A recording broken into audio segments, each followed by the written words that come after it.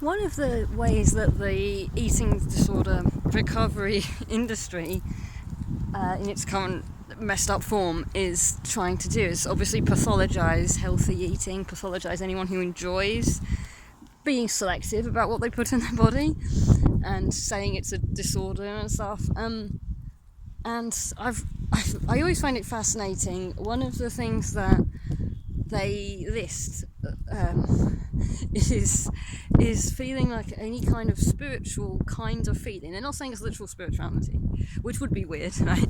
But actually just feeling like a kind of enjoyment, just enjoying it, and feeling like this sense of purity in a sense. That's just the closest word for it, right? And yeah, a lot of people experience that. But the funny thing is, like, okay, so this was obviously a disorder invented by modern, like 1970s onwards Americans who had their own sort of anti-healthy culture, in that, you know, they were putting more and more chemicals in the food, more than any other culture ever has, and still does. I think they still have the most additives made in chemistry labs of any country. So in their culture, they'd already lost what I think is actually a natural human instinct, which people with this so-called disorder are just tapping into. And I mean, like, when people are not angsty about it, and in the angst is usually not a disorder either. The angst is usually waking up to, oh my god, there's poison in everything I've been fed my whole life, which is absolutely true, and it's a systemic problem, not the individual being disordered, but the culture, the food culture environment being disordered, and that needing to change, not the individual needing to shut up and eat your trash, you know? Like, so they try and pathologize the individual for giving a shit what's in the food, instead of the food for being for the trash that should have been regulated out of existence.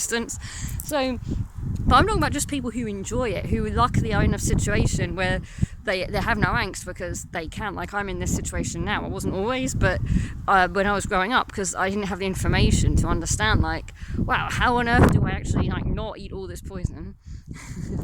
And it turns out it's because all you need to do is, like, not eat anything that you don't make yourself, and then it's easy. It's so easy when you make everything yourself, prepare everything yourself, and you know the basic rule of, oh, was this thing made in the 1800s, or was it only invented a bit later? And then it's just a really easy rule. It's actually quite easy to follow, and they try to pathologize this nice feeling that's got no angst attached to it.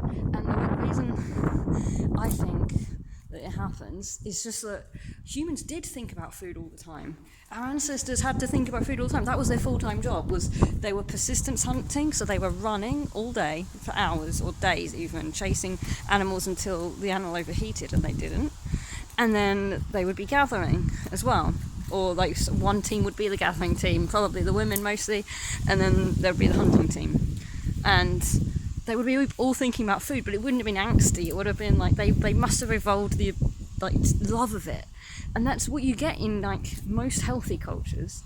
Naturally, like, think about all the healthy cultures like France, like the Mediterranean, that are still have a love of cooking and quality food. They still value high quality bread. They don't put loads of trashy chemicals in it. I mean, they do have some, but so much less than other cultures that just don't care. And I think when someone in a culture like that doesn't care, doesn't think about it, they've lost touch with that instinct of lovingly selecting the best, say, roots that you would find. Like, when you were looking for food, it was a full-time job to look for food that wasn't contaminated, it wasn't rotten. You know, you had to be selective because lots of things that you would try to eat could kill you.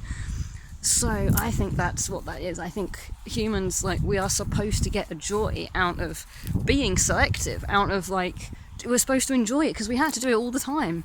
You know, we had to basically be spending a lot of time doing it. So if you get a joy, it's like when you see these people in these cultures where everyone goes and they take time selecting the best produce from the grocers. You see them, like, picking up vegetables. They're not all wrapped in plastic. They pick up these vegetables and fruits and they move them around in their hand, and they are selecting, like, the best tomatoes. It's that, like, there's a certain love of it. It's not just a chore. Like, you would love it, and that's a normal thing in healthy cultures. So the idea that, like, this I do think it's a little bit culturally imperialistic, more than a little bit, for American eating disorder people and psychiatrists to have said, oh no, that thing that everyone else does except us, that like actually enjoying being selective and actually enjoying feeling like, oh no, I could eat that, but I'm going to choose this one, it's better.